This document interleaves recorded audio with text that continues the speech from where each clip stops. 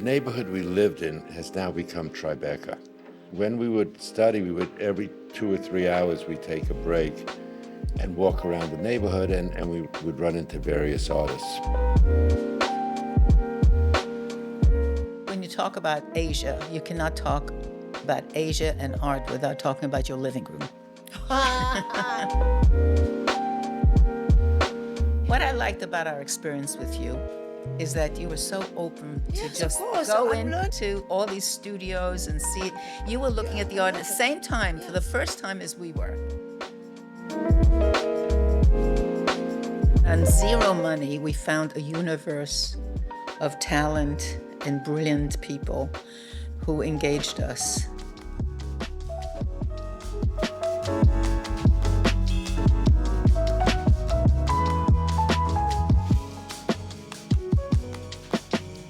This is Pearl Lam podcast. Now, today I'm in Miami.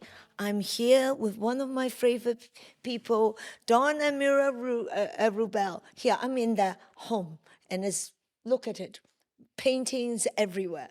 So now, Don, Mera, I think there's many audience who's not from the art world. Can you briefly talk about you and the Rubell Museum and your Rubell collection? About you. Where do we begin? We have to begin what? We're married about 60 years, and we've been collecting about 59 years and 11 months.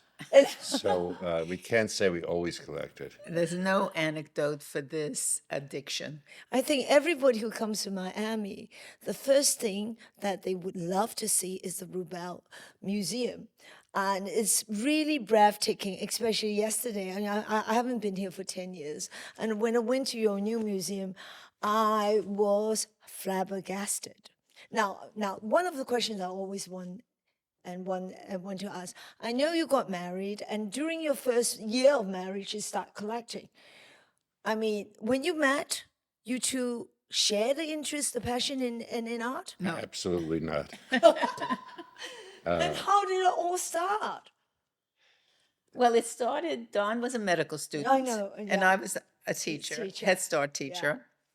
Yeah. And he was in medical school. I was teaching and taking a master's degree in education at that time. And we were just busy studying all the time. But we managed to take long walks to just break up the study. Dating. Well, we were already married. You're very we were married because we were married Okay. the whole time. Because we got married in August. He started medical school in September. So we were married the whole time through his entire medical school. But because actually, he was a mathematician first, then he decided to go to medical school. It's a long story. But the neighborhood we lived in has now become Tribeca. I see. At that time, it really wasn't, but it was during a recession in the city, and the artists were able to rent storefront where studios. They lived and worked. Where they lived and worked. And when we would study, every 2 or 3 hours, we'd take a break and walk around the neighborhood, and would run into various artists. I see. So we started experiencing, we had no money. I was earning $100 a week. But on zero money, we found a universe of talent and brilliant people who engaged us and challenged us with the work they were doing. So every day you're walking past, you're seeing the studios, you're seeing the artists working. So you went and visited them, you started a conversation with them? So one day, we knocked on the door. No, that's not how it done. It was one person smoking outside that said, "Why don't you come in and see my studio?" Really? Okay. There were other doors that we knocked, but I remember, so some detail, it's 60 59 years years ago. ago, my God. So, yeah, it was, the first artist was smoking outside because they were living illegally and working in these storefronts. Oh. So we entered the space, and it literally opened a universe to us. Because imagine walking off a street into seeing extraordinary artwork being made right there. So then what happened is we loved it, and we went back another time and another time and another time, and then he turned to us finally and said, "Don't you think you really should buy a painting of ours?" And I think Mira said we'd love to, but I make $100 a week, and he doesn't earn anything. He said, that's all right, pay it off over time. So that was the Boileau moment where we realized that a payment plan Could be could, arranged. could be arranged, and the artist was delighted. It started a relationship. We were there every week to You give didn't him tell him what the punchline, though. He finally said, well, what can you afford? We said, $5 a week. He said, okay. I think that artists were so lonely in these days that he was happy to have someone come every Yes, week. of course. No, but you know To have what? someone Even at only- $5 a week, it paid off. $100 drawing. It paid off, and of course the numbers got bigger and bigger. And I can report that to this day, we wouldn't have this collection if it wasn't for the generosity of the of the artists, of the gallerists working with us on continuous payment plans. I mean, Actually, I think yes, collectors. exactly. in 60 years, we've only had 1 week where we didn't owe the art world money. And we were so uncomfortable that week that he immediately went out and bought If I something. remember correctly, the beautiful collection of Chinese art that we have from you was always on a very generous payment plan. Of course, you know, to be in your collection, I think is the honor of all the artists and us as well. I mean, to working with you is delightful, but I love the way how you go in, you looked at it within, you know, you have that time. Jason wasn't there. You two discussed. Short time, you know what you want. I mean, it takes confidence. Now, another question, which I hope that it will inspire all the young collectors, because it really, you need balls and you need confidence to know what you want. All right, you go in and you went to one artist's place, you look at the paintings for several weeks, and you know what you want, and you're confident. We actually don't know what we want. We don't even know what we're looking for. It's not like To this we know. day. It's not like we walk in and we know what we're looking for. I think that it's but, about the but it touch you. There's something happens when we see something that intrigues us. There's some chemical reaction that happens. And of course, in our case, the chemical reaction has to be the both of us, and often Jason is there too. Now we traveled yeah, with we the traveled two of us, and we together. also traveled with Yeah. Jason. So you know, there is a reaction between the two of us and the three of us, and it is a mystery how that all works. I can't say that it's I will go back with Jason and how Yeah. you all work. Yeah. And I've personal witness for 2 weeks about all the dynamics. But going back, because today, many of the collectors, they don't look at the art to feel it. They look at the numbers. They look at the auction result. So you guys were buying from your heart. I mean, don't you find that nowadays the world has changed? Many collectors, they don't buy from the heart. I think no matter what the reason someone starts collecting, it's such an incredibly seductive Exactly, but it process. takes a lot of confidence. But after a while, they learn to buy from their heart. I They think learn people to get think about it. eventually seduced, but there are those people that come to that art has become such a global Yes. economy in a way too, that you're definitely going to have people who start or are attracted to its economics, you know. Absolutely. But like Don said, I think it's powerful enough to seduce eventually. And if you don't get seduced, your children will become seduced, yeah, because all of a sudden your children will think you're very, very cool for collecting art. And you're like kind of surprised. Wow, I was just thinking of making a buck out of a painting, but all of a sudden my children think that's very cool that I have this artwork. But it's, I think people come to art for many different reasons, and I don't think, I'm not particularly The reasons don't matter. interested in judging The them. eventual. I think Eventually, ultimately, it's Eventually. if people dig into what makes art, I think it's very seductive on an emotional level, on a human level. So go back to your good old days. So after the first artist, then you start going around the Tribeca and looking at different artists. We continue looking. I think for 60 years we've been looking and looking and looking and never stopping. Well, looking and reading and studying and communicating, and of course, our greatest source of information is from fellow artists. I love one story you both told me about going to Jeff Koons, and then you have to carry your own artwork work down. Can you repeat that and how you give up one of the artwork because it was too heavy? Jeff Koons was something else. Jeff Koons had his first exhibition he made himself, and it's right across the street from a men's clothing store in New York called Barney's. And he rented downtown, and he rented this this apartment, not even a loft, on the second floor, maybe even the third floor. And he showed his what he called afterwards his pre-new pieces, which were brand new appliances with lights behind them. And we Appliances like washing machine. It was a washing machine, a dryer, And then you go to Hoover. Hoover. Right. The most dangerous one is he had a refrigerator.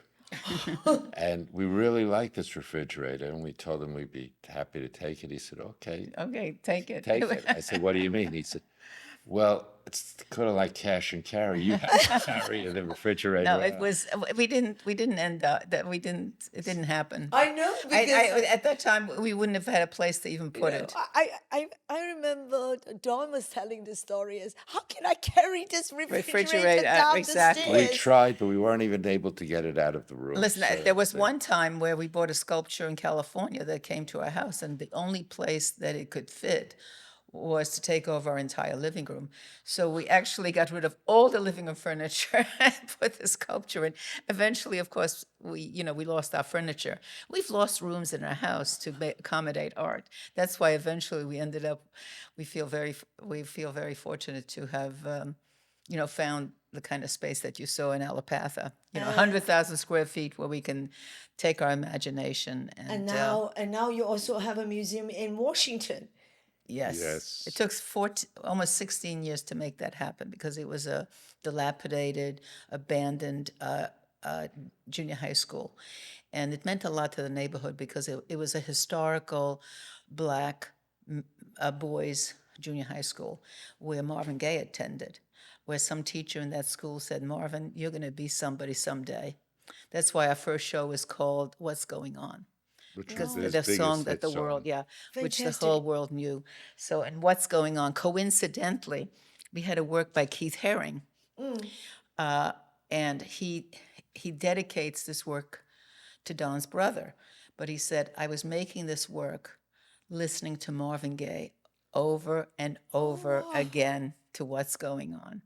So it was so in the first show we had the Keith Haring What's Going On, the artwork that he made listening Yes. to Marvin Gaye's music. And we had Marvin Gaye's music in the And going background. on. Yes.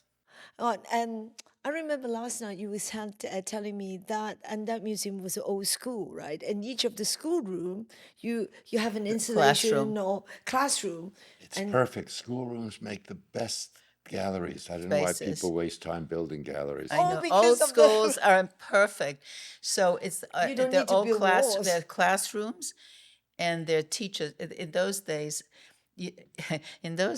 a classroom would also have a teacher's office next to it. Oh, really? A much Wow. smaller space, but each classroom had a teacher's office.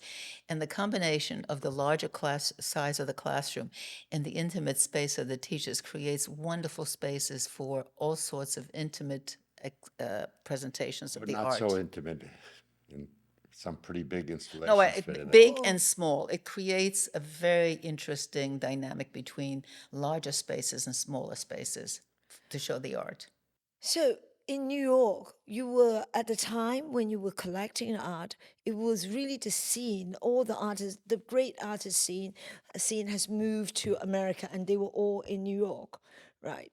I wouldn't say they moved there. I think they lived there. They Like, lived there. well, mean, actually, no, moved- that's not true. Actually, you're right. A lot of the young people Yeah, in young America artists, they would moved go to- to yeah, New New York York. because it was the place where you could be free and express yourself. There was no way that Keith Haring was going to be Yeah. Keith Haring in Potsdam, Pennsylvania. So it was a place where you came to be free, a place to express yourself, a place to join with other people like yourself to explore life. And it was a very, very dynamic moment, a dangerous moment, I might add. Yeah, at the time when I was reading about New York, it was dangerous. Well, no, it was more dangerous economically than physically. Yeah, I don't think we were ever threatened physically, but there was too much good art. Well, I don't know. I mean, but New York went bankrupt, right? At it one went point? back. People Bankruptcy lost is good faith for in the artists. city, and there was a sense that New York was dangerous.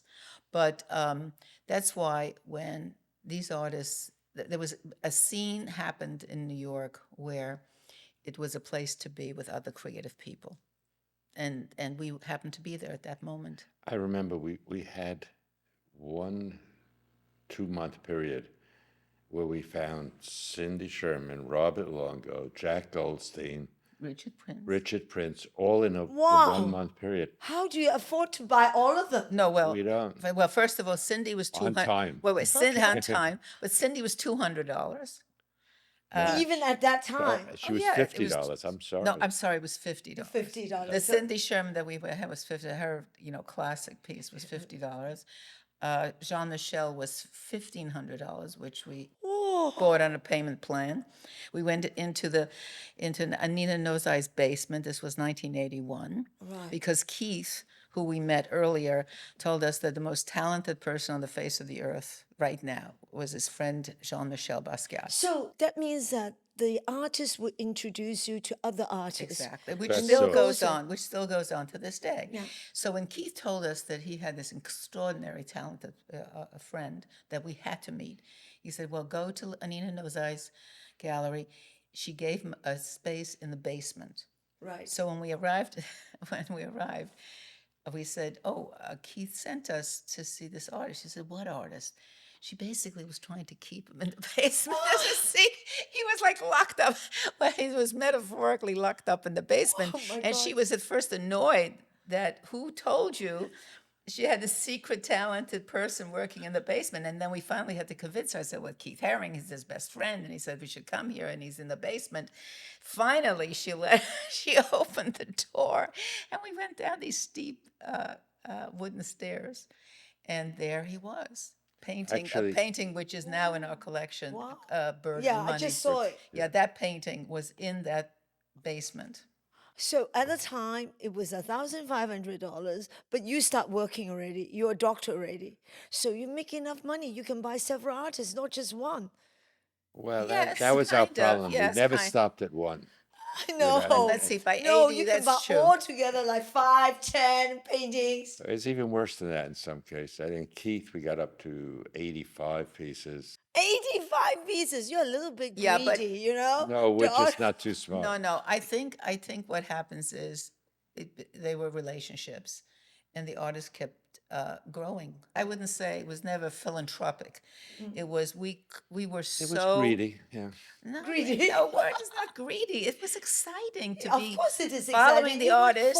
follow the And the other career. thing is, every time we went to the studio, we saw something fresh and something new, and we couldn't resist it. Like one time, we saw something that we put on the roof of our car to take it back home. He said, "Take it out This because was I don't have." cash and carry days. No, but also that he wanted more space in his studio. He had this tiny little space, and he said, "Oh, take it, please. I'll just make more room in my studio." You must be very sad when he passed away. Yeah, that Is was he very close to you? very. Very. He invited his family and a few closest friends to be in his apartment in New York the night he died, and we were there. Yeah, in fact, He Don, already knew that the following day he's Well- going Oh, to yeah, pass he away? knew. he Well- no, okay, well, you have to take it back a few. So he found out in the fall, a few months before, that he was sick. For a young person He's to only in be the 30s. Yeah. not 30, he was 20, he died at 29, actually. so, 29. so Keith called us up and said, "I'm it looks like I'm going to die. Well, no, it was even, he invited us to lunch, the whole family to lunch. And he we insisted ate on the treating lunch, and he us. insisted on treating us. When an artist pays for lunch, you know he's going You to have die. to be suspicious. You have to be So- suspicious. So we're having lunch with him, and he says, I'm organizing a trip to Düsseldorf to celebrate with my dear friends my life's work. I said, life's work? He says, yes, it looks like I'm going to, I'm going to die very shortly.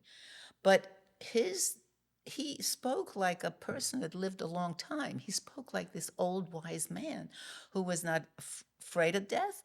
He was ready to step into the next world, so to speak. He was Actually, there's a story that follows that. That same day, we were all sitting, and he was in his bedroom, and we were in this the the living night room before he passed died. away in the morning. And he asked if I could come into his room.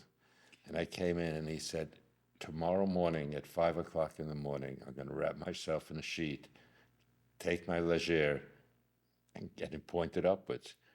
And sure enough, at 5 o'clock the next morning, he died.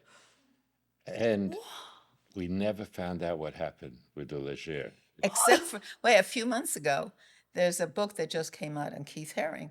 And the writer interviewed us, and we told him the story. And he said, and then he was working on this book for a few years now. And right before the book went into press, he called to say that, you won't believe this, but I finally found out where the leger is. And I was They so found the leger. disappointed They couldn't They find find the out. leger. because I was hoping we would go up He to really heaven. did take Yes. it. He did take it. Wow. I can't. No, are you okay? Yeah. Okay. Are you okay? Yeah, his back. is- Sorry, audience. Don got very excited, has been playing tennis every day in the summer, and he pulled his back. So to sit here, to go through this podcast is tough. It's But for very tough. Pearl, nothing is too tough. So the era of the 80s to the early 90s, in 92 you moved to Miami, right? 92. Right. Yeah. Why did you choose Miami then? Because the 80s must be so exciting in the New York art scene. Well, you're talking about the 80s, the 90s, and fast forward. Fast forward, the parents are You have living. to answer the question. Well, I'm going to tell you.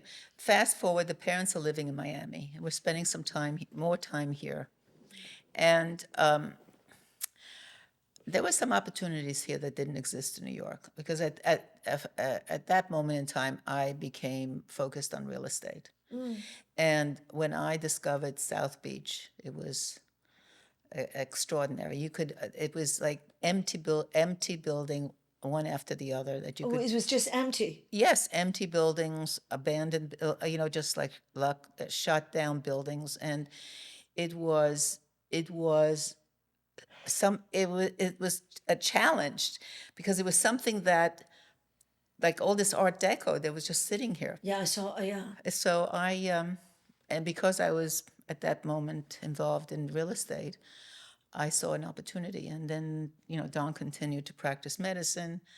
I became focused on real estate in Miami. So you actually And then my children joined me. And then Don, after retired, joined me. Don has to come to find you. We follow each other. They all ran away. What could I do? So my God, not just that you have an eye for art, you have an eye for real estate.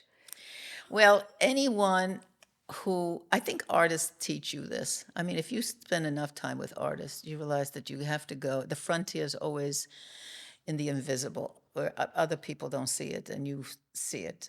It becomes very clear to you. And artists have taught me that you can't always go where other people go. You should go where the artists go always. Yeah, that's And I remember we were in Beijing. The first time we went there was the third or fourth ring. And then the artists moved to the fifth ring, Yeah. the sixth ring. And by the time we were there the last time, I think they were in the seventh ring. eighth. Think Eighth about ring. think of how many rings we had to go to chase the artists. But that's where the opportunity lies. But and the thing is- we learned a lot from the artists But when we talk about and the gallerists, by the way. galleries, yeah, The artists follow the galleries, and the galleries, and collectors. If you pay attention, you have something to learn from it. Absolutely, absolutely. But when you look at how you came here, is another risk of doing a property, right? To find a place, We're find not a smart city, enough to realize it's a risk. you just view it and then you We saw view it it. and we saw it and we believed it. You believe it. Well, I think the scale was here. New York City, we lived in, we were in New York for 30 years before we got down here. And I mean, our married life was in New York for a good 30 years. And the scale of New York made things seem out of reach. I think that's one of the reasons why artists always go to frontiers, because it's doable. And I became totally infatuated with South Beach, and then of course Don, my whole family realized, wow, this is incredible. You can just pick off build. I mean, I'm just sorry we didn't do more, because the opportunity was there. It's just that our commitment and and paying for art always Limit limited. yourself. But if it wasn't for the art, God knows how many But it's true more we because would have done. But we can't But regret the it. art is much better than the building. But every time, listen, every time we regret not owning this building that we could have, or that building we could have, we say, well, wait a minute, but that's the reason why we have accessible This ground. artist or that. That's the reason we have a Kiefer, or any one of the artists. But it's true because when you think about the 90s and all of a sudden Versace, all these that fashion designer, musician, they all started in the 90s talking about Miami. Well, it was a very dynamic place here. The modeling industry, again, artists. In this case, it was the modeling industry, the fashion industry. They fell in love with the visuals of this place, because it was both a paradise, but it was a kind of a paradise in disrepair. It was kind of happy but sad, because you saw this magnificent architecture, and the buildings were boarded up. So it created an exciting backdrop for fashion to stage exciting events. And I recently read that the Art Basel Miami Beach is because Mira, you were pushing for to have the Art Basel Miami I Beach. can't here. take all the credit myself, but You were very, I was very aggressive, persuasive and aggressive. Aggressive. But interestingly enough, Jason gave the final inspiration that closed the deal, because we're all sitting with the Art Basel people on Lincoln Road, and at that time it was Lorenzo Yeah, Rudolph, Lorenzo Rudolph. who actually, and it was Sam was the creative director, yeah. but Lorenzo said, listen, at the end of the day, even at that time, he said there's so many art fairs. In that day, he thought there were a lot of art fairs. You yes, can at imagine that what he day, think I about know. today. He said there are art fair here and there here. Why should this be so, why are people going to come here? So Jason said, and we're sitting at Rosanelle on Lincoln Road having a plate of pasta, and Jason said, he said, if you put the galleries on the sand, on the beach, it'll be the first art fair that's on the beach. And he said, well, how could we do that? And he pointed to the container boat, the boats carrying containers. Yes. He said, use the containers and they could do it that way. Yeah, so so I don't know if the first Art Basels actually had containers on the beach, on the sand, and each gallery had a container with air conditioning. Oh, that's wild. It was great. And they I people- love it. Yes. This is much better than So he said, convention "Well, I don't center." think we can loved put it. Picasso. course. I don't think we could put Picassos in these containers." He said, "You know what? We'll put the Picassos in the convention center, and we'll give all these the galleries, the young galleries, will each have a container. So you had containers with the young art, with people sitting with umbrellas outside. But in the eventually they sand. did Do you away remember with that? the I containers. remember when I used to visit, there was one session of the Art Basel was in the containers. Exactly. Right? Yes. And it was the most popular, so they had to do because away with it's it. By It the was way- stupid. so cool. By the way, coincidentally, this sculpture that's in this room came out of one of those containers. Containers. Yes. What a dream! Because I just read and I was told that without you pushing, without the Rubells pushing, you will never there would We have even been had to tell what No, actually, the most difficult part was not even convincing Art Basel, we had to convince the city that because they had another fair here, which was coming here over the years, but of course it didn't have the wasn't good. prestige of Art Basel. And we had to take, I talking about forcefulness, we at some point organized commissioners and the mayor of Miami Beach to go to Art Basel for them to experience You're what really the Art godmother Basel. of Art Basel, Miami Beach, the But, Rubells. but Definitely. then it took a whole village. Then a lot of the community really championed around Art Basel. Because in Miami at that time, it's like Hong Kong before. Yeah. They didn't understand Right. what an art fair could bring, the tourism, the people. They had no idea. So it must be like Miami as well. So did you champion the Hong Kong? I didn't. They just chose at the time. I think Hong Kong, I think at the time they wanted Asia. So when Art Basel wanted Asia, there was Hong Kong, there was already art fair. Well, we had gone to called Art- Shanghai. We went to the first fair, but And it that wasn't was Art Basel. yeah, the Shanghai. that wasn't Basel. Lorenzo, by the way. I that think was it was Lorenzo, yeah. left Art Basel to And do went- it. yes. But when Art Basel came to Hong Kong, they choose Hong Kong because Hong Kong is a perfect infrastructure. There is no import tax. There's no import duties. There's no VAT, and it's free. So I mean, there's no censorship. So it was a perfect place. But then there was this art fair, so they went and bought this art fair. But but when you talk about Asia, you cannot talk about Asia and art without talking about your living room. My living room, Wait, my long table. is it a living room or a dining room? I don't know. What is? There was a living room, and there's also a dining room. What's the size of that table? I can sit 66 people. 66 people. So you can't really. Hungry people are just right.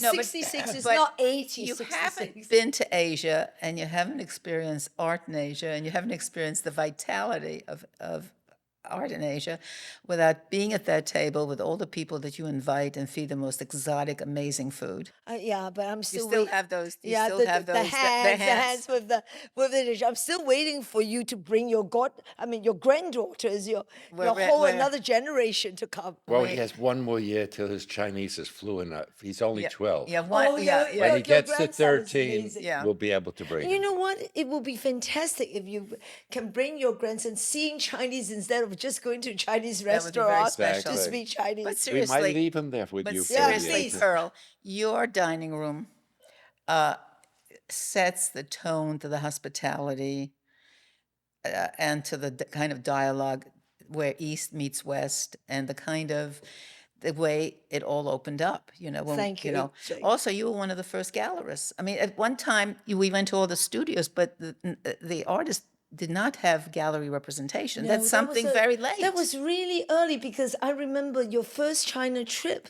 You were There brought were no there, galleries, You were I brought think. there by Zhang Wang, right? Yes. And going round that was in 1990s. Yes. Early Late 19 1990s. Right. Yeah. 1990s. It was early 2000. Maybe you're right. Maybe early I'd have- 2000. No, maybe 1990s. Actually, no, I think 2000. Oh no, it was 2001. Oh, no, I'll tell no, you no. why. Because we were in the lobby of a hotel when the Twin Towers came down. Yeah, because And we Zhang were all Wang in shock came then. to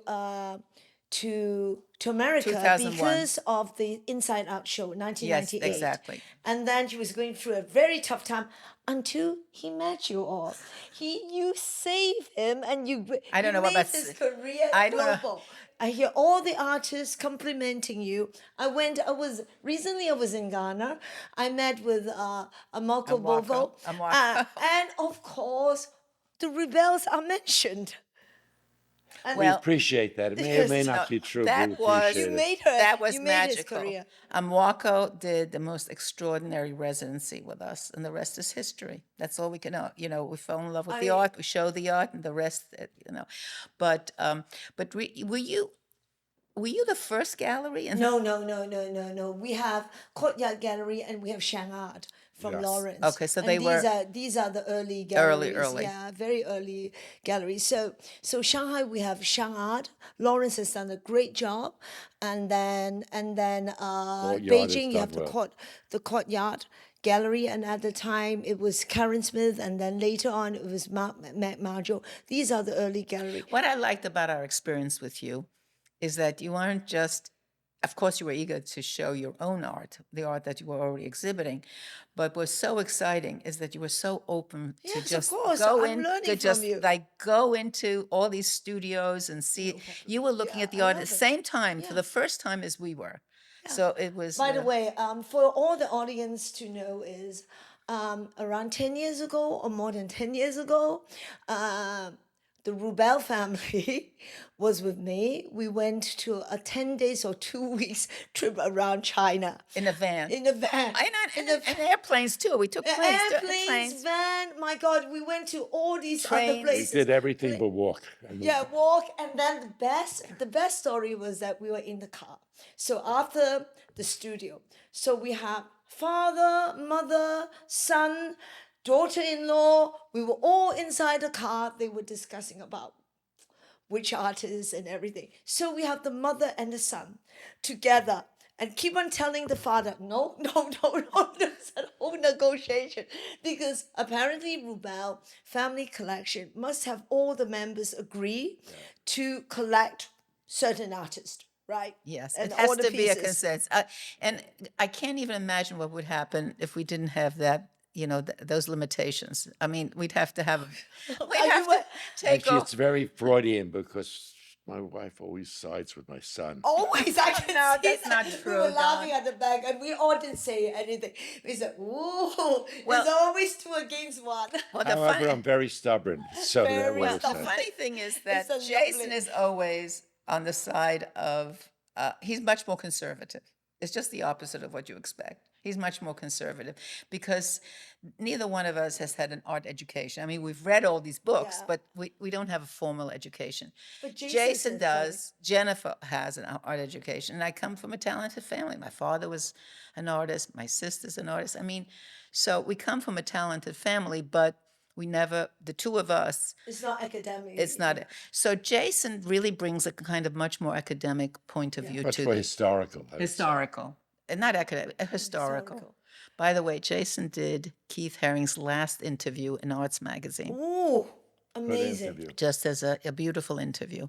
amazing. And Jennifer is an artist. Is an artist too. Yeah. And Jennifer Every family excludes has to have herself one. from collecting. She says you can't be an artist and be a collector. Well, you can, but she finds that she's too critical. But it was quite a journey because we eat. We all love food. Oh my God. Do you remember when we went to the market and first we picked out all the fish? Yeah. And then you picked out the restaurant that That you they said- cook the that cooked the fish fish. and- So in this market, you pick the fish, you take a basket, you literally are in the fish market. Yeah. So you we select the send it- fish. yeah.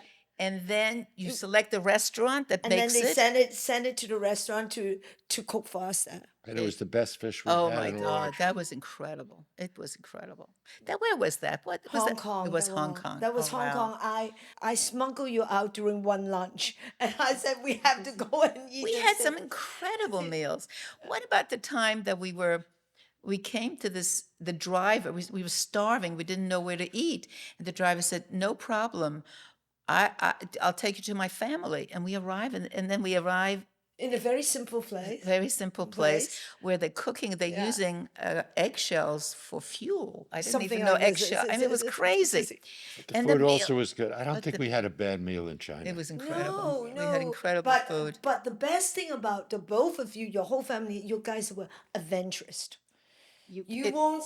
I mean, you you're miss not out. choosy about food. We can eat on the street to any long as it's restaurant. good. It was- as long as it's good. It was really special. It was really the whole experience of you were so open to discovering artists Of course. together with us. Of course. So of course, it this wasn't is like you were a taking learning us. section, yeah. No, but you weren't just taking us to artists that you No. knew. How did we come up with a You plan? gave us a list. How did and you then- get that? and then- Don did all this research. I mean, I'm a Jason good was doing researcher. research. You were doing research. And then we had gave the you a list Yeah, of, you like- give you a list, and we just make all the appointments. the But studio. but the most exciting visit was to Zhujiangji. Oh, That was Jiu-Jitsu. unbelievable.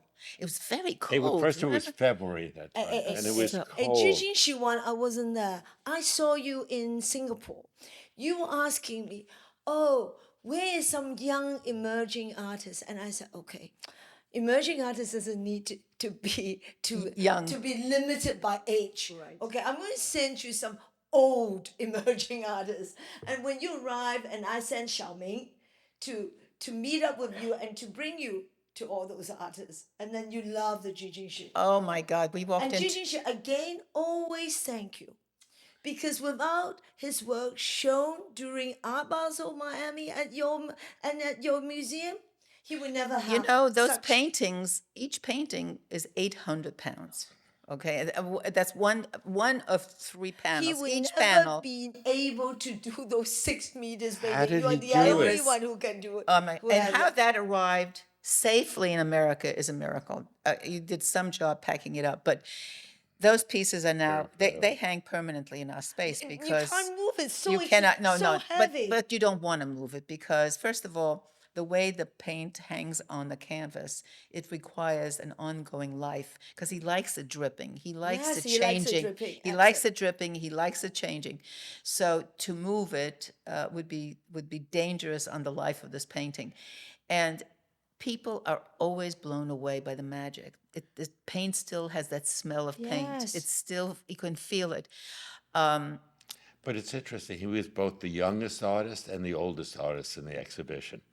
Yeah. Because in spirit, he was the youngest Well, artist. we did it. So we ended up doing a show of 28 Chinese, and Yeah, that Chinese show that went around It different. went- oh, yes, that's it gone to was at- different museums, around. right? it was at Country. it was at the Asian Society in San Francisco. It was In Texas. In it was- Texas, it's been it's really traveled. It's a people really they were intrigued to learn about art from China. Okay, so one question I really need to ask you is: you start with American art, artists in America. Then, since when did you start looking at, all I mean, global artists? When you let's say that when you were in Cologne, you always go to a Cologne art fair. Yes. So do you actually go to artist studio because right next there Absolutely. is Dusseldorf, right? Yeah, Yes. The fairs Besides, are- what you're looking at is Thomas Roof from 1988. So at the time you were. We were in his. Okay, we met him at a dinner. I think it was Thomas Schutter's dinner. Okay. And it was an opening for Thomas Schutter. We meet Thomas Roof, and we said, "Well, what do you make?" He says, "I make these outrageously big." You're forgetting the backstory. What was the backstory? What happened is I'd read a book about a Oh, right, man right. who sat for A portrait. a portrait by Giacometti, and it was so painful. He had 27 sittings, and he wasn't able to move. So we met Thomas Roof, and we said, how bad could a photographer be? That has to be faster. Because he And we invited us wanted to the have experience. a photograph taken. It and we thought, turned okay, out well, it took him 8 hours of 1,000,000 photos before he was satisfied with it.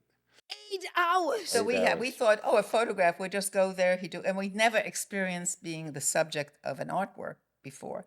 So when he said, yeah, come to my studio, which was in Düsseldorf.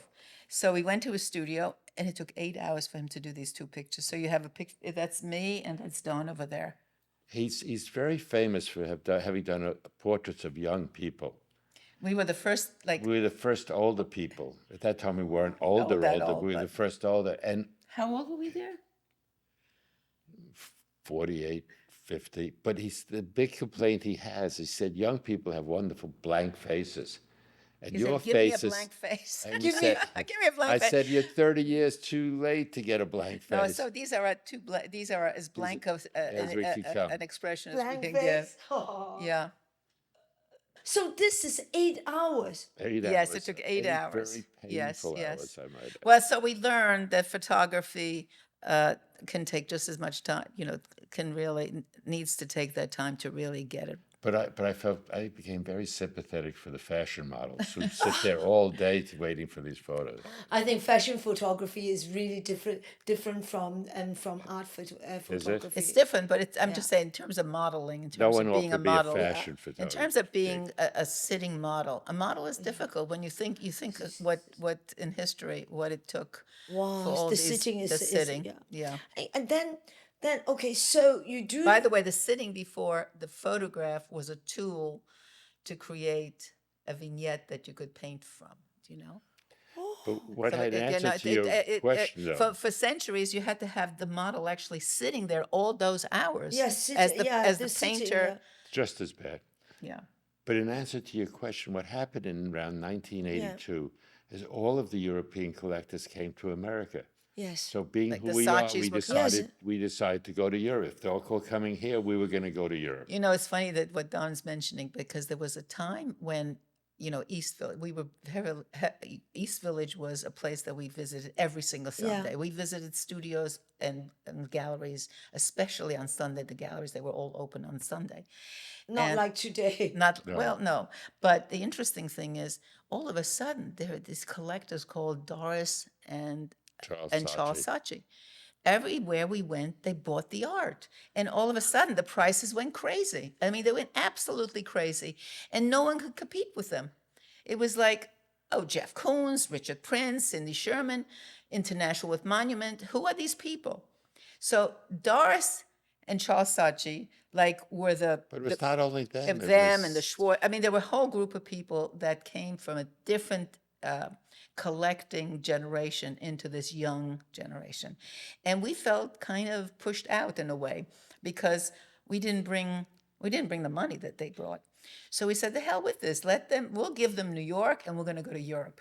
So we started going to Europe. I love that. We started going. And in Europe, the interesting thing is, in Europe, people really appreciate a young collector. Yeah. They respect young Exactly, collectors. exactly. You're not just like somebody buying young art. It's like they celebrate people that have the courage to look at young Yes. art and support young art. So we suddenly felt appreciated. but also there's a different rhythm to European art. Yeah, it's slower. At that time, it's much slower. Everyone in Europe takes their time, Yes. thinks about it, and There's not this urgency because what happened in the East Village, became very became chaotic. There was a rush on the art, and prices went crazy. We think it's happened in the last 10 years, but you can't imagine how wild it was at that moment in time. And so we, Started in 1980s. yes, it really yes, it was what we literally turned our back on New York because we felt like, But also there was an untapped source of European art. I mean, for the course. last 15 years, everyone was looking at American art. So thought- even people like Richter were relatively inexpensive, Richter and Polka and those. Yeah. So that for Do you us, see the Richter and Polka when you went to Germany? Because Yes. it's Germany, Yes, or yes. do you see it Yeah. in no, America? no, we saw it. no, we saw it in Europe. They but hadn't already, they hadn't even come to America. They hadn't come to America, but there were really interesting artists in Europe, and when we got to know Düsseldorf, and we got to know Berlin, and Berlin wasn't Leipzig. as no, but as Berlin hard was a as bit later. Yeah, later. later. I but think also Düsseldorf was the Belgium main thing. became very important too. Belgium. Belgium. Yeah, with Luc didn't realize. Tuymans, Marlene Dumas. Oh, Marlene Dumas, yeah. You know, we basically for us it was thrilling to go to places because by going to the place, we could actually experience the studios that we learned to appreciate way back when we first started is something that stayed with us. To be able to visit an artist, spend some time with them, have a meal with them, come back the next day. So the place was important. The visit to the studio was important. And Also, so, it's important that you see the culture that produced the art. Of course, you have So to. that yeah. you can't understand Richter or Polka Without or being- without being there. I mean, Kiefer, I mean, to be in his studio and to understand what motivates his art, his practice, the way it's amazing. So all these experiences, the traveling became part of our life. To actually go to a place, to actually spend that kind of time that we spent in China, visiting the artist, having a meal with the artist, That connection. that connection. So even so it's not, it's all relates to getting, with especially a young artist, an unknown artist, it builds a degree of faith. So it's not just a instinctual attraction to the work, but it's also, it's backed up with what you're learning about the artist and the practice the whole gestalt makes for What happened confidence. if you like the art, you don't like the artist? Will you still collect art? Because you know, usually you know you love the big pieces. Mera of has work. much more empathy than I do. So she would not collect the artist if she If she really doesn't didn't like like it. I always figured, Caravaggio is not a very nice man But I can't. I and, don't. and a certified murderer, and I would have collected his But you art. wouldn't have known you wouldn't have Yes, known you that he was known a he was. murderer. Yes, You you wouldn't have. did. He was I'm always running trying, away. but I'm trying to think of artists that that I don't like as people. Most of the I could time, think of them, but I why think insult them? no, but I think for the most part they get. I hate to say this, but sometimes they're always great when they're young. It's when they get older that is a problem. When they are more when they sell successful, out, right? Yeah. when they become a cliche of themselves, when they become When they start eating at Mr. seduced by Chow's. when they're When the seduced ego by becomes the so big. ego and the money and all of that, and they suddenly become real estate monster. mongo. I Yeah. mean, it's So- hard to realize, but the Jasper Johns that we love were all from his first 2, 3 shows. Same thing with Rauschenberg. Same thing with Wesselman. We know And the it's artists. the same Yeah. thing right through to the present. The We very know- best work they make is It's early on. But also we know the artists in a very seductive, beautiful time in their careers. They're eager, they're they're they're not as confident, but they're first discovering themselves. And You most like of the time the we and vulnerability. yes, they find each other and we find them at a moment when that they break through, and it's a tender moment. And Is I it think a it's a tender- very well, Yeah, the of difference course. between Yeah. artists that have already achieved tremendous fame and financial success. Some of them Very few you don't want to know. artists- You don't even want to know them. You Yeah. may, and as a gallerist, you probably have to still represent them, but we can move away from them. We can still go back to the innocence of the young artist who is emerging. It's so the first European artists that you collect, they're Germans. Yes, Thomas Schutte, I think, was one of the No, first. No, Francesco Clemente. Oh, it's oh, Francesco Francesca Clemente. Clemente. Yes, that's true. I forgot Francesca Clemente, Thomas Schutte. But Francesco Clemente at the time was he living In Italy. We in met them in Italy. not here. Actually, when we first visited his studio, his young daughter was actually peeing on the painting. We said, "You can't do that," and he just kind of It's did part an of Italian life. shrug. It's part of life, you know. So his studio was his apartment, was his Yeah. residence for the family. Yeah, but I remember seeing these big, I think they were paperworks on the floor, Yeah. and this little girl was just like, I don't know that she was peeing on it. She was like walking on it. You know what I mean? It was like a kid in a diaper or whatever. But yeah, It was interesting. The reason he made paper is he had gone to India before this, and he was in the southern part of India, and there was no way he can get the paintings canvas. canvas Canvas back in. back. So he started painting on paper, and he would fold it, someone would put it on their head and walk 10 miles. They to the car- nearest it was service like station. sheets of paper that could be carried on the head to deliver to him, and then he found a way to join these sheets of paper into larger works. And some of the work that we have is our some big of the best paintings works he that ever are made. actually that fold up into these sheets. So that means that what brings you to travel around the world is the art world. We have never gone on a vacation.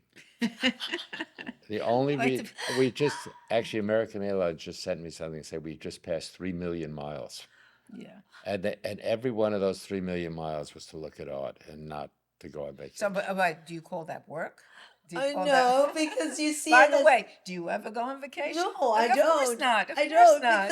because I think This when is, you is like this, wait a something, minute, is this you know. work? Is it what we're doing work? No, not no. at all. No. Oh no. So after you from our last conversation, you went to China first time is it's just now you mentioned 2001. 2001. and from then you went to China quite often, right? But there was a reason to come back. There were reasons to come back.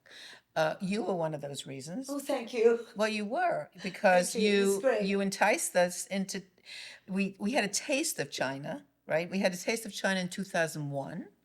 Then you said, "Come, we can go on, You know, you were looking at 15, 20 years of talent that had been making work, and the world hadn't the world hadn't seen it yet. And yeah. we were just astonished. You would take us to one place after another, and there was just astonishing amount of talent going But on. is it?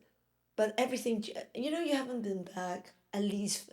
I mean, China, you haven't been back at least 7, 8 years. Yes, Yeah. 7, 8 years is about time you come back I because there's agree. another How was the big food? Is this, challenge. do I hear a generous invitation? Yeah, of course. You're always welcome. Well, Always, you- I really have such fun.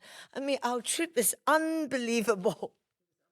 It was unbelievable. The fun that we were laughing, staring at you all. We stayed in one, wait a minute, do you remember we stayed in one hotel where the ceiling fell in on us? It Oh, was the yes, that fanciest the hotel we ever. the jockey club. Yes, the It was the- jockey club. no, Yes, I this got was you the- all to that- stay it was in so funny. Beijing in a We jockey stayed club. in these real dump, we stayed No in the ceiling dumps. ever fell in Yeah, on us except in this all fancy those hotel. dumps, The fancy hotel. The fanciest hotel, the Jockey Club. The Yeah. ceiling fell in on us. That was the funniest That thing. He said, cured "Oh, us I from want to fest- treat you to this great hotel," and then the ceiling. No, we were so embarrassed. We didn't want to tell you that the ceiling. We had to tell the manager that it'd be a good idea if you get us out of this room. We were lucky to escape that room alive. Luckily that you're unharmed. We were literally, the bed was on one side of the room and the ceiling fell in on the other. And this was the fanciest hotel we stayed in. Were you with us when we went up the mountain to The Buddhist mountain. The Buddhist mountain, where I was Mira altitude was sick? able to breathe. Yes. You remember the Yes. altitude sickness? And the elevator, they shut down the elevator. They didn't have an elevator operator. And you brought the chief monk to help me figure out how to breathe to survive the night. But he said it happened to a lot of people, so he gave her oxygen. Eric. Yes, you need gave to me have fresh oxygen. oxygen because of the altitude problem. Yeah. But why did we go there? Because did they make art, those monks? Or No, was that just we went an there. adventure? We went Just to there see the follow- mountain. Just as an to adventure. See, yeah, because you have to see things. It was incredible. You have to see things to relate about was the amazing. environment, to learn. But we took this elevator. It was an outdoor elevator. It took us, what, 5,000 feet in the air. Well, 5,000 meters was Meter. Well, I don't, and I was fine. And then just And as soon as you walked out, yeah, it but then hits. the elevator shut down and they couldn't take me down. It was crazy. But this, But I think China's coming due again. I think that, there was a tremendous enthusiasm over Chinese artists, but because of other reasons in the last 5 or 10 years, there hasn't been as much cross no, fertilization. I think And talent, I'm sure, is there. I think politics has gotten in the way. Yeah. The truth of the matter is that we found the Chinese people to be as gracious, as engaged. Amazing and people. amazingly, I mean, they love Americans. I mean, we They never love. we never visited a place in the world that loved Americans because more. like shows that you created, that create the platform for cultural dialogue. What is important is a That we cultural dialogue. share, we have more in Yeah. common than we don't. I mean, the food we shared, the conversation we had, they were generous, they were loving. They're very hardworking people. We just, we, Actually- we fell in love and with. in China, the difference then from the West is the artist always pays to take you out. I know, that was a Yes, you the very artist is true. always takes This you is out. true. I It's remember- only in the West You're that they ab- don't. You are so right. Right? Right, Every because single when every you were single- there, yes. every single artist has to take you out. You're absolutely Right. right. I So remember this is sitting at this very different. huge, like these huge round tables, and one of them was Ai Weiwei that we, Yeah. and it's true. They insist on They paying insist. insist on treating it. Insist. This is true, though. This is Yeah. this I mean, is it's that Well, tradition that really has to come to different. America. The interesting Attitude is thing is we didn't have the language exchange, but we always felt that China and the United States had more in common than almost any places in the world. This is true. Absolutely. And this was it's a shocking realization. I mean, it's the same type of energy, it's the same type of ambition, it's the Ambitions, same the the focus family, on the importance family, of the Yes, the family, family hard work, values, self-reliance. education. It was education. These are all values. I mean, I would say that the connection to the average Chinese person was so positive. I mean, we felt a real connection. And I'm sorry that the politics, I mean, we never focused on politics. We never thought about politics. We never thought about the any politics involved. But the actual person, we have more in common with the Chinese people than ever I think very expected. different is, I think the both of you would connect with people from the low to the high, and that's very special. Because you're in art world, you have low to high. You don't have this discrimination. You're not. I mean, you don't have that, and so you really get to know the people.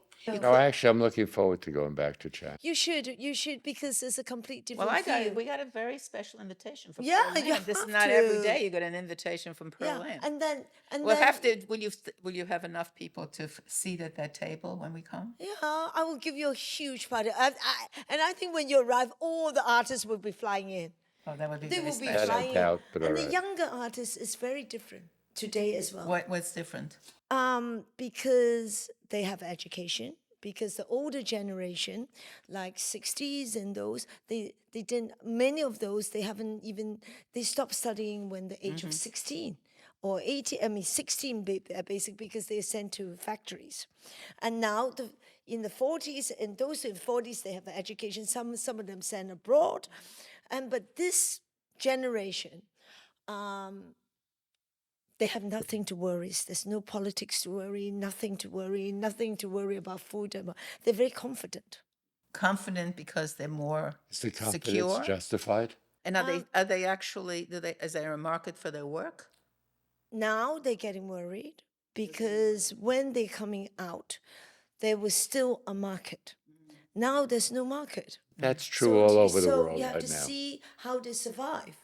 But that's true all over now. Of course, but the difference is China, because of that one-child policy, you have all the parents, grandparents, everybody supporting. It's not like the older generation. The older generation doesn't have that support, so they're really hungry to make that success. The younger generation is less of that. Because you think that they're spoiled by families because they're the only child. They're the only child. Yeah, They're interesting. less, But it's changed, right? Now change, they've but some of changed. them some of them is very talented. I know one artist who is trying to merge technology and art, was using those VR glasses and did things in VR and taking that aesthetic and put it in paintings and in sculptures. It's really interesting. Is that where you think, I can never generalize, but you think that Chinese artists are looking to merge technology? Oh no, there's a, No. There's a group, there's a China is so subgroup. big, So big. So everyone is developing in Their a own different way. way, and also the syllabus has changed. Before and now, the syllabus very in the Chinese traditional. academy they have taken from the West. It's more Western syllabus. Even in CAA? CA definitely. Really? Definitely, because you have a lot of foreigners, lecturers coming to teach. They were and very traditional when we were there. When we came with Jean Wan, this is in 2001, we went to a university city, Chengdu. Chengdu. Chengdu They is- invited us, right? We're having lunch with the professors, and they said, "Oh, I feel so selfish having a lunch alone with you. Can you come and visit some of my students?" So we said, "Sure, come back, come to the campus in an hour, o'clock. 2 o'clock, which was like an hour away. An hour later, we come, we arrive on the campus, and he gathered an entire auditorium. Oh no! 2,000 students to meet us. Wow! So this was with Jean Wan at the time, and so we got on stage, and no one could speak any English, of course, and More importantly, we could not speak Chinese. Chinese. So Did anybody do translation? somebody started translating. And I said to, and Jennifer was with us then. Oh. I said, I don't know what we can talk about because, do they know Andy Warhol? Do they know Jean-Michel Basquiat at that They time? knew everything. Well, wait a minute. You can't believe this, but so they put on the board, they wrote Andy Warhol. Everybody raised their hand, they knew Andy Warhol. Everybody knew Jean-Michel Basquiat. Then we would put down Richard Prince, put down every artist we put on the board, and they translated who it was. They So knew impressive. everybody. It was the most sophisticated art audience. This is in 2001. Those kids, because of the internet, these 2,000 kids, because of the internet, Knew everything. knew everything. They were more sophisticated, and I always tell this to students that come to us now from all from schools, high schools, colleges. They're not as informed as these Chinese kids were. Hey, at the They're time too. so I don't know if informed. it's And they still are true. hungry for knowledge. as Knowledge. well. Yeah. They are They're searching very the hungry internet. for They knew knowledge. they knew artists that were having a show that month in very Chelsea. They knew. You see, now CAA, I think even 10 years ago or 10 years ago, they start adopting. They have French, they have the French Academy. They came in with their syllabus. They're taking all over the world syllabus. So when you see the artists today, they are much more conceptual than, Really. yeah. The No, way, but it's the It way was it's inevitable. It was inevitable. Yeah, If I you mean- study hard enough, you're going to get Yeah. to the edge of the envelope. Exactly. Those two, It's- I'll never forget. I'm always talking about these 2,000 students in China It's who are amazing. more informed about American art. It's different because they were hungry. They were Today, hungry. You think today it's not the same? I don't know.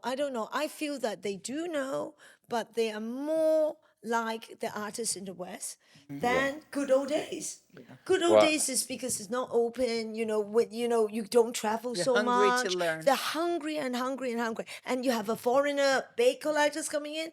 They want to learn. They want to know what is outside. We enjoyed our time in China, and we have to take you up on your offer. Yeah, please, please. And then we will go to other places as well. I mean, all those 60 years of your marriage, 60 years of adventure, art adventure. Definitely art adventure, yeah. On this note, I want to thank you, Don and Mera, joining me on this podcast. And I'm waiting for you in China. We're ready. We're ready. You're ready. Ready and willing. And I see you next month in Paris. Thank you. Look Thank forward. you. Look Thank forward. you Thank so you. much. Thank you.